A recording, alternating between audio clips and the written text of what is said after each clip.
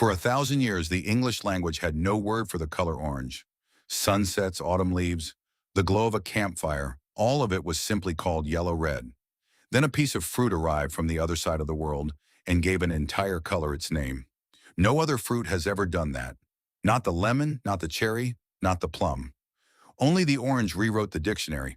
So how did a small bitter citrus that started in the jungles of ancient Asia end up on the breakfast tables of 300 million Americans, inside the medicine chests of the Royal Navy, and in the heated palaces of French kings who spent fortunes just to keep the trees alive through winter? That story starts roughly 8 million years ago in the foothills where the Himalayas meet the jungles of Southeast Asia. This is the region where modern-day Assam in northeast India, northern Myanmar, and the Yunnan province of western China all converge. According to genetic research conducted by citrus biologists, this narrow corridor of land is where every citrus species on the planet originated. Lemons, grapefruits, tangerines, pomelos, and yes, oranges. They all trace their ancestry back to this one strip of territory wedged between mountains and monsoons. Wild citrus grew in these forests for millions of years before any human being took notice of it. And when they finally did, the fruit was not exactly appetizing.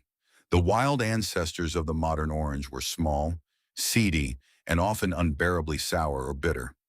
They looked nothing like the plump, sweet fruit you would recognize today, but they carried something inside them that would eventually change the course of human navigation, warfare, and medicine: vitamin C. Nobody would understand that connection for thousands of years, but the molecule was there, locked inside the rind, quietly waiting. The first citrus species to travel westward was the citron, a lumpy, thick-skinned fruit that made its way to Persia in the eastern Mediterranean around the 4th and 5th centuries BC. The Greeks and Romans valued it mostly for medicine and perfume, not as food. Lemons followed not long after, reaching Rome by the late 1st century BC. But the orange itself, the fruit that would eventually eclipse every other citrus, took a very different path. The sweet orange that we eat today did not exist in the wild. It was a hybrid, a cross between a mandarin and a pomelo, and that crossing happened somewhere in southern China or northern Indochina thousands of years ago. Chinese farmers cultivated it, refined it over generations, and turned it into something worth trading. And along the ancient routes connecting East Asia to the Middle East, the orange began a journey that would take centuries and span an entire continent. The word itself is a fossil of that journey. The original name for the orange tree comes from Sanskrit, the classical language of the Indian subcontinent. The word was naranga, and it likely traces even further back to a Dravidian root, possibly Tamil, meaning fragrant. As the fruit moved west along trade routes, the word traveled with it, shape-shifting in every new language it touched. Persian traders adopted it as narang. Arabic merchants carried it further and called it naranj. When it reached medieval Italy, regional dialects rendered it as narancia or naranza. The Old French became orange, as in the phrase pomme d'orange, literally meaning orange apple. And somewhere along the way, the leading N got dropped. Linguists believe that happened because speakers confused the N of the fruit with the N in the French article une. Eventually, in English, it simply became orange.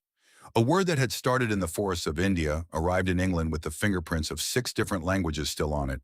But the fruit that carried this name through the Moorish conquest of Spain was not the sweet variety most people picture today.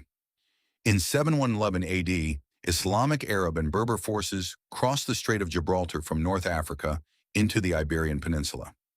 Over the following years, they conquered most of what is now Spain and Portugal, and they brought with them advances in mathematics, astronomy, irrigation engineering, paper, and, among their agricultural imports, the bitter orange. Arab and Persian gardeners had been growing bitter orange trees across the Middle East and North Africa for generations. They prized the trees for their fragrance, their ornamental beauty, and their use in traditional medicine.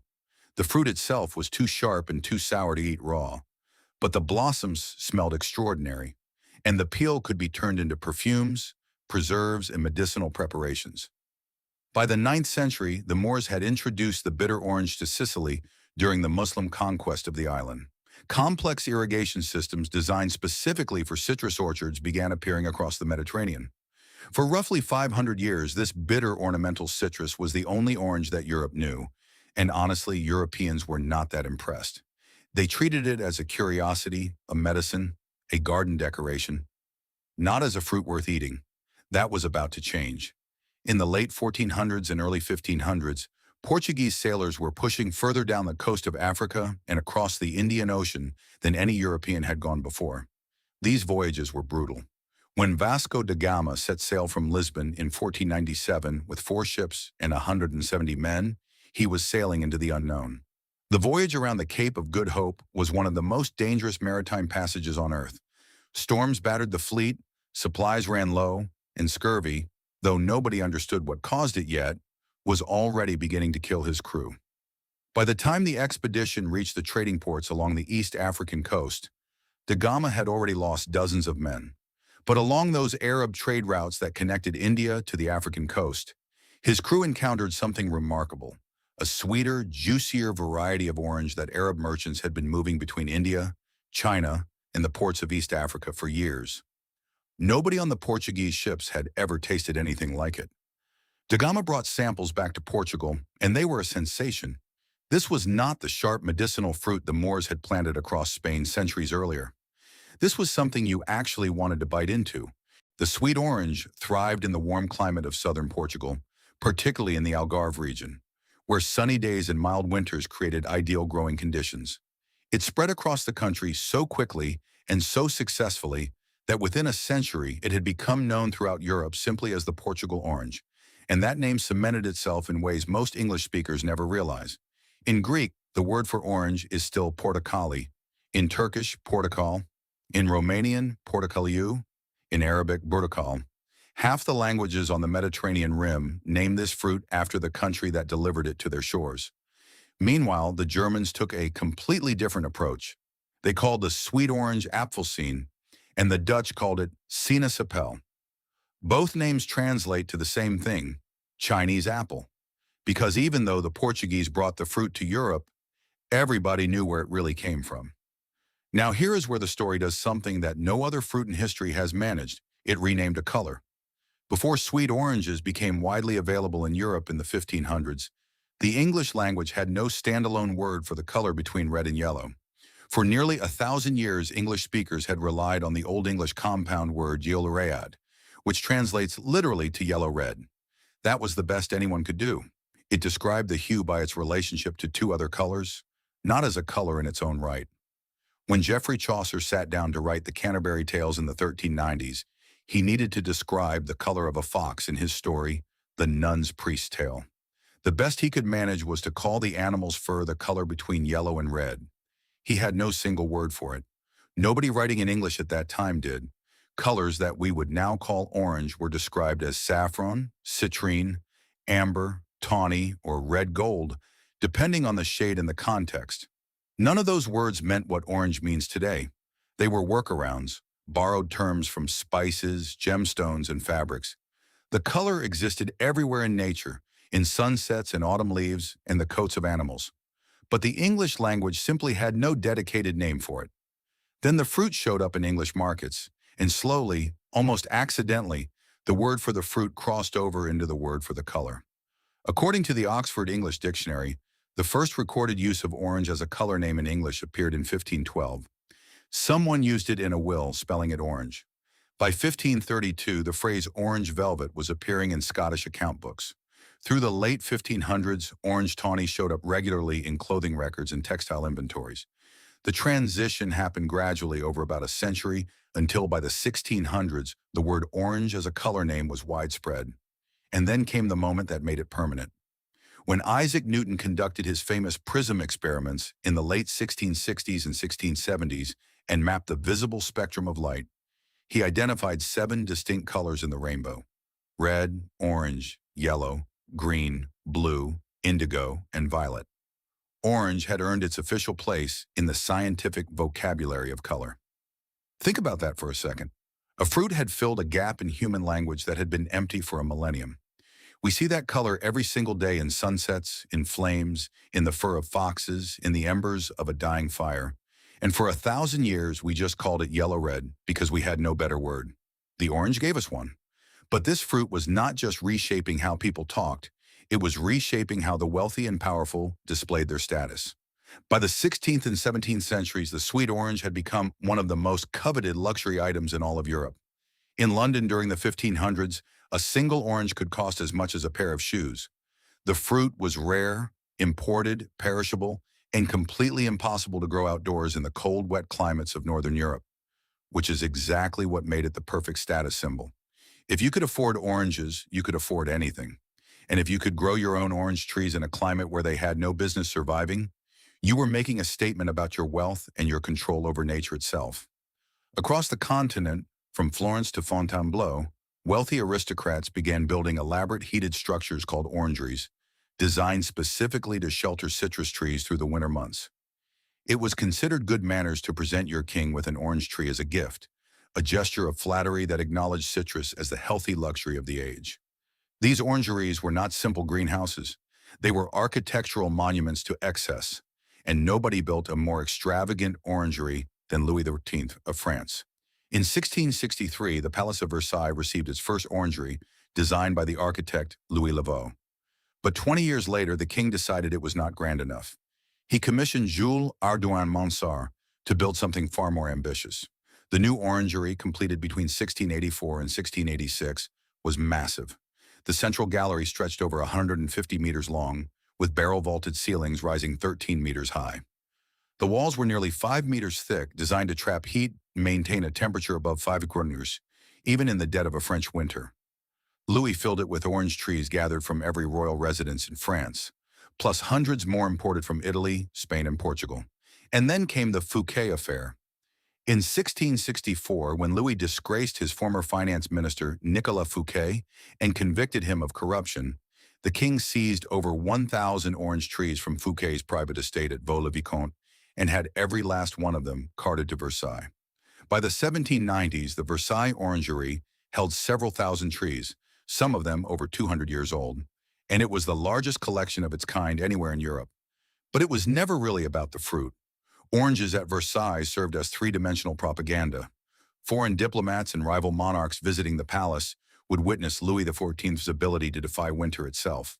If this king could force Mediterranean trees to bloom in the frost of northern France, what else was he capable of? Courtiers brought orange trees as gifts to win royal favor.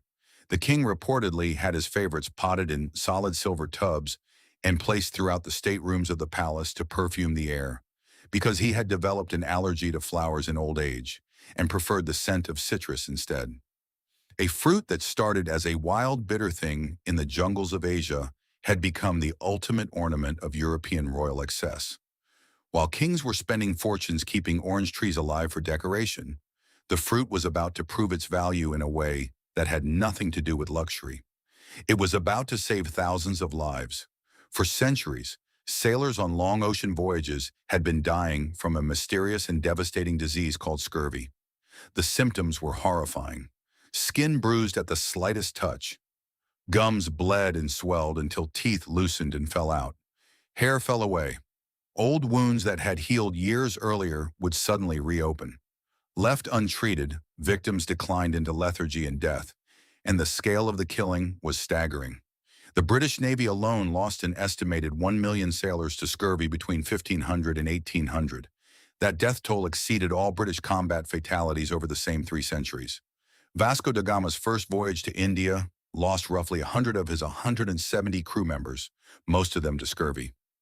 Magellan's circumnavigation of the globe lost over 80% of its men, with scurvy responsible for the majority.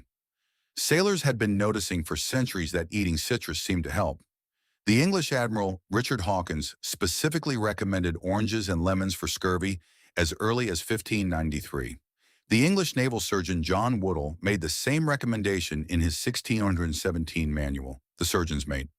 But the knowledge never stuck. It kept getting discovered, then forgotten, then discovered again.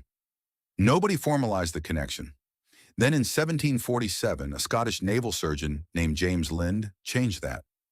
Aboard the HMS Salisbury in the English Channel, Lind conducted what many historians now consider the first controlled clinical trial in the history of medicine. He selected 12 sailors suffering from scurvy and divided them into 6 pairs. Each pair received a different treatment, The first got cider, the second received dilute sulfuric acid, the third vinegar, the fourth seawater, the fifth a paste made from garlic and mustard seed, and the sixth pair received 2 oranges and 1 lemon each day. After 6 days, only the pair eating citrus showed any improvement, and their recovery was dramatic. The other 10 men showed nothing. Lynn published his findings in 1753. The results were clear, but the British Navy did not officially adopt citrus rations for another 42 years, not until 1795. That is nearly half a century of sailors dying from a disease with a proven cure because the institutions in charge moved too slowly. When the Navy finally mandated a daily ration of lemon juice for every sailor, scurvy virtually disappeared from British ships within a year. The less effective lime juice that eventually replaced lemons is the reason British people are still called limeys to this day. While citrus was saving lives at sea, the orange was also putting down roots across the Atlantic. Christopher Columbus brought orange seeds with him on his second voyage in 1493 and planted the first trees on the island of Hispaniola in what is now Haiti. Spanish and Portuguese colonizers spread the fruit throughout Central and South America over the following decades, and the trees naturalized in the tropical climate almost effortlessly. Brazil in particular became an orange paradise, its warm, humid air and rich soil producing fruit that rivaled anything growing in Portugal or Sicily. But the single most important event in the history of oranges in the Western Hemisphere happened quietly, with no fanfare at all. On the grounds of a monastery in the Brazilian state of Bahia, sometime around 1820, an ordinary Selecta orange tree in the monastery orchard did something strange. One of its branches spontaneously mutated. Biologists call this a sport, a random genetic glitch that produces a branch with different characteristics from the rest of the tree. The fruit from that mutant branch looked almost normal from the outside, except for one thing. At the base of each orange, opposite the stem, a small secondary fruit was growing inside the primary one, creating a dimple on the outside that looked like a human belly button, a navel. The mutation also made the fruit completely seedless, sweet, juicy, and easy to peel. It was, in almost every way, the perfect eating orange. But the seedlessness came with a catch that would define the fruit's entire future. A seedless fruit cannot reproduce on its own. It cannot grow from seed because it produces no seeds. The only way to grow more navel oranges was to cut a branch from the mutant tree and graft it onto the rootstock of another citrus tree, which means every navel orange in the world today, every single one you have ever peeled at your kitchen table, is a genetic clone of that one freak branch in a Brazilian monastery 200 years ago. That mutation could have easily died out. One bad storm, one disease, one neglectful gardener, and the navel orange would have vanished from history before anyone outside Bahia ever tasted one. Instead, it was propagated, carefully tended, and eventually carried across the ocean. Around 1870, about a dozen cuttings from the original tree were sent to the United States Department of Agriculture in Washington, D.C. The department propagated them, and in 1873 shipped starter trees to growers in Florida and California for testing. One of the people who received those trees was Eliza Tibbets, a spiritualist and women's suffrage activist living in Riverside, California. Tibbets planted her trees in her backyard garden and watered them, according to local legend, with dishwater from her kitchen. The trees thrived in the warm, dry California climate. The fruit they produced was sweet, seedless, easy to peel, and it ripened during the mild winter months when other fresh produce was hard to come by. Word spread fast. Tibbets began selling budstock at $5 per bud, a steep price at the time, and other growers rushed to plant their own navel groves across Southern California. Within 25 years, the orange industry had transformed Riverside from a small agricultural settlement into the wealthiest city per capita in the entire United States. Orange groves blanketed the hillsides for miles. Wealthy investors from the East Coast and even from Europe poured money into land and infrastructure. The city's so-called orange barons built stately Victorian mansions and imposing commercial buildings with their citrus profits. Riverside became a showcase of what a single crop could do to an economy when the conditions were right. The completion of the Transcontinental Railroad made it possible to ship California oranges to markets across the country, and demand exploded. By 1893, citrus farmers had organized the Southern California Fruit Exchange, a grower cooperative that would eventually rebrand itself as Sunkist, one of the most recognized names in American agriculture. All of it from 2 trees planted by a suffragist, watered with dishwater. That is one of those details that sounds made up, but it is not. But even as California became synonymous with oranges in the public imagination, the real volume was quietly building 1,500 miles to the east, in Florida. And it was Florida, not California, that would turn orange juice from a seasonal luxury into a daily American ritual.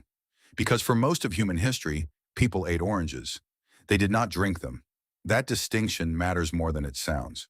Squeezing an orange for its juice was simple enough, but fresh juice spoiled within hours and could not be stored, shipped, or sold at any meaningful scale. A glass of fresh orange juice was something you made at home right before you drank it, and only when oranges were in season. That limitation held for centuries and kept juice from ever becoming a mass-market product. Then the 20th century broke it wide open. After World War II, frozen concentrated orange juice exploded in popularity. Minute Maid pioneered the product, and between 1948 and 1949, its sales increased by 300%, the equivalent of hundreds of millions of cans. But the frozen concentrate had a problem. It tasted like frozen concentrate. You had to mix it with water, and the result never quite captured what a fresh orange tasted like. In 1947, an Italian immigrant named Anthony Rossi had founded a small fruit packing business in Bradenton, Florida. He started by shipping gift boxes of citrus to customers in the Northeast. But Rossi saw something bigger. He believed Americans wanted juice that tasted fresh, not reconstituted. In 1954, he developed a process called flash pasteurization, which heated the juice just long enough to preserve it without destroying the flavor. The result was Tropicana Pure Premium, the first commercially successful, not-from-concentrate chilled orange juice. It was a genuine breakthrough. By the 1970s, Tropicana was running its own refrigerated freight trains from Florida to the Northeast, and the brand eventually captured nearly 40% of the chilled juice market. The idea of orange juice at breakfast, which we now treat as something that has always existed, is really a product of mid-century American food processing and marketing. A century earlier, nobody drank orange juice with their eggs. The notion of a glass of OJ as part of a complete breakfast was manufactured, literally and culturally, by companies that figured out how to put perishable citrus into a shelf-stable product and then convinced an entire country it belonged on the morning table next to the toast and the coffee. Today, Brazil produces roughly 30% of the world's oranges. The global citrus industry spans 114 countries, and the fruit occupies over 3.6 million hectares of farmland worldwide. The orange went from royal luxury to commodity in about 400 years. And maybe that is the strangest part of this entire story. A fruit that spent 8 million years evolving in the Himalayan foothills, that carried a Sanskrit name across 6 languages before English got hold of it, that renamed a color humans had been seeing every day since the beginning of sight but had never been able to name, that traveled with the Moors into Spain and with Portuguese sailors around the Cape of Good Hope, that kings hoarded in silver tubs and naval surgeons prescribed to dying men, that mutated on a single branch in a Brazilian monastery and was cloned into billions of copies spread across every inhabited continent, that built a billion-dollar industry in California from 2 trees watered with kitchen scraps. That fruit now sits in a plastic bag at the grocery store for a few dollars, and nobody gives it a second thought.